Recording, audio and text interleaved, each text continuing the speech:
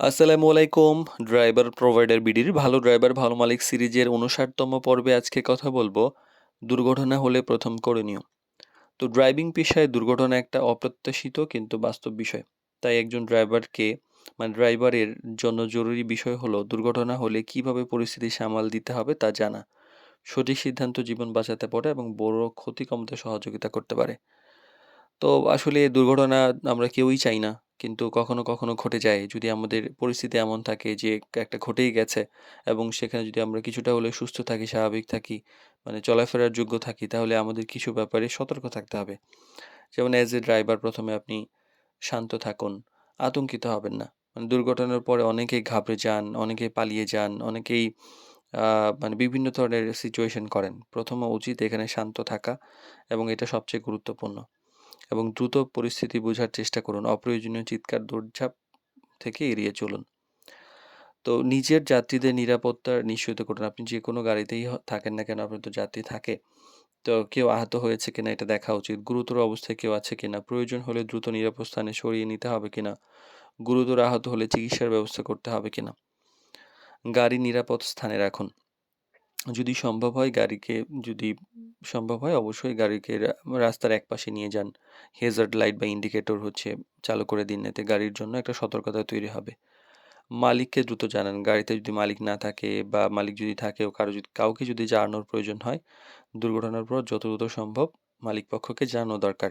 কি হয়েছে সংক্ষেপে বলুন, কোথায় হয়েছে এবং নিজের মতো করে কিছু লুকানোর চেষ্টা না করে সবকিছু বিস্তারিত শেয়ার করবেন। প্রয়োজনে পুলিশের বা এলাকাবাসীর সহযোগিতা নিন। বড় দুর্ঘটনা হলে ট্রাফিক পুলিশ, স্থানীয় সহযোগিতা এইসব ব্যাপার থেকে দ্রুত সহযোগিতা নেওয়া উচিত। তর্ক বা ঝগড়া এড়িয়ে চলুন। দুর্ঘটনা হলেই তো অনেক উত্তেজনা তৈরি হয়। ড্রাইভারকে মারতে আসে।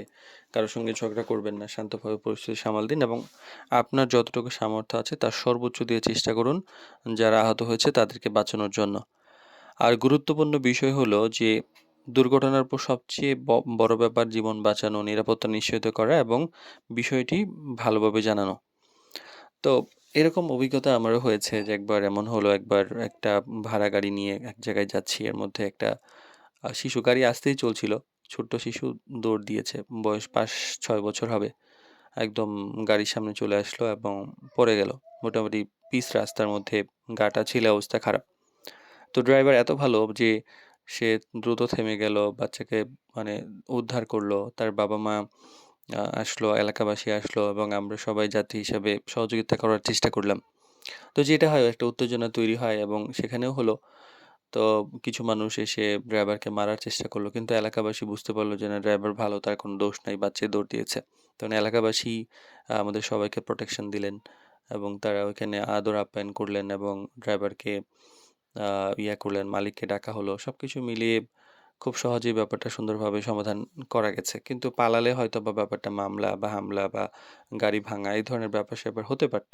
যেটা হওয়া উচিত না। তো দুর্ঘটনা আসলে হঠাৎ করে ঘটে, কিন্তু সঠিক আচরণ বড় বিপদ কমাতে সহযোগিতা করতে পারে। একজন দায়িত্বশীল ড্রাইভার সবসময় প্রস্তুত থাকেন। শান্ত, সচেতন এবং মানবিক আচরণই কিন্তু এখানে সবচেয়ে বড় বিষয়।